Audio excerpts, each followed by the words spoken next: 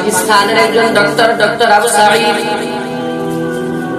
যে ডাক্তারকে ভিনদেশী এক দেশ আদেশ করছে আপনি ক্যান্সার সম্পর্কে গবেষণা করুন, যদি আপনি সফল হন তাহলে আপনাকে পুরস্কৃত করা হবে, আপনি পুরস্কার প্রাপ্ত হবেন। পাকিস্তানের ডক্টর আবু সাঈদ গবেষণা শুরু করে দিয়েছে। গবেষণা করতে করতে চেষ্টা চালাইতে চালাইতে এক পর্যায়ে ডক্টর আবু সাঈদ সফল। ক্যান্সারের অ্যান্টিডোট সে বানাইছে, ক্যান্সার ভালো হওয়ার যে ওষুধ প্রয়োজন এটাও সে বানায় ফেলাইছে। তার এতদিনের চেষ্টা রিসার্চ সফল হয়েছে। ভিন দেশ থেকে ডাক দিয়েছে, আপনি অমুক দিনে আসেন, আপনি আমাদের এখানে, আপনাকে পুরস্কার দেওয়া হবে, গোটা দুনিয়ার মানুষ আপনাকে দেখবে। যখন ডাক্তার আবু সাঈদ তার রিসার্চ শুরু করে তখন পত্রিকায় এই ঘটনা দিয়েছিল, আপনারা হয়তো দেখেছেন কিনা জানি না। এই ডক্টর আবু সাঈদ সফল হয়ে গেছে, পুরস্কার নেওয়ার জন্য এবার রওনা দিয়েছে। একটা বিমানের টিকিট কেটেছে, বিমানে উঠেছে। 1 ঘন্টা এই হেলিকপ্টার বিমানটা চলার পর হঠাৎ পাইলট ডাক দিয়ে কয়, সম্মানিত যাত্রী ভাইরা, আপনারা দ্রুত সিট বেল্টটা বেঁধে নেন।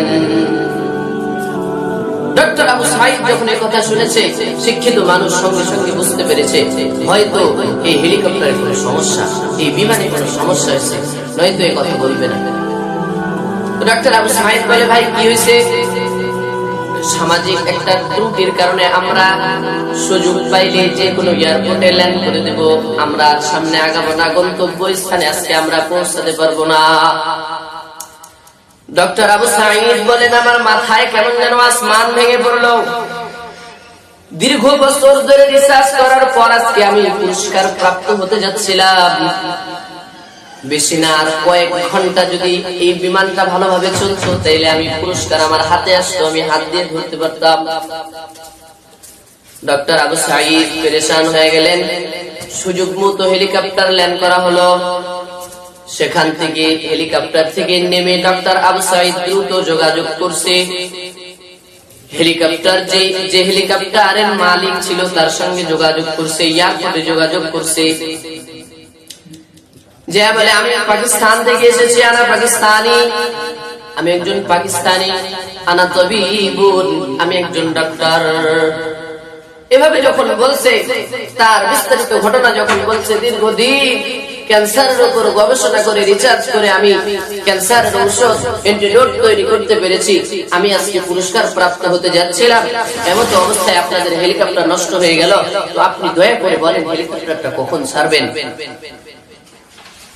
তো সেখান থেকে উত্তর আসলো, ডক্টর সাহেব, আই এম সরি, কি আমি দুঃখিত, আন্তরিকভাবে আপনার কাছে আমি দুঃখিত, আমি আপনার সাথে দুঃখ প্রকাশ করে বলতেছি যে এই হেলিকপ্টার আমরা আজকে আর উড়াবো না।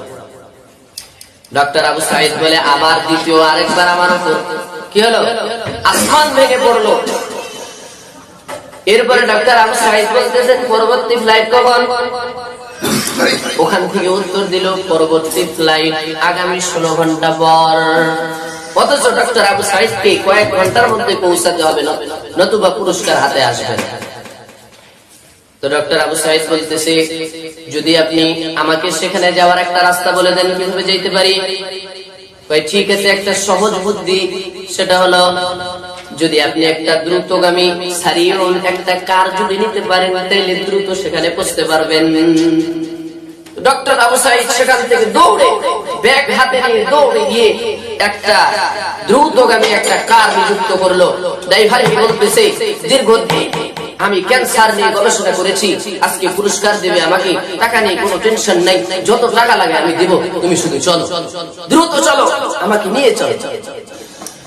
এবার মাইক্রো ড্রাইভার দ্রুত গাড়ি চালাচ্ছে 1 ঘন্টা 2 ঘন্টা চলার পর হঠাৎ তুফান শুরু হয়ে গেছে। এক পর্যায়ে গাড়ির মালিক বলে, হযরত, আমার পক্ষে আর গাড়ি ড্রাইভিং করা সম্ভব নয়, আপনি নিজেই তো দেখতে পাচ্ছেন রাস্তার ভিতরে কত বড় বড় গাছগুলো ভেঙে পড়ছে, মনে হয় কেমন যেন গাড়িটাকে উড়াই নিয়ে চলে যাবে, আমার পক্ষে আর সম্ভব নয়। ha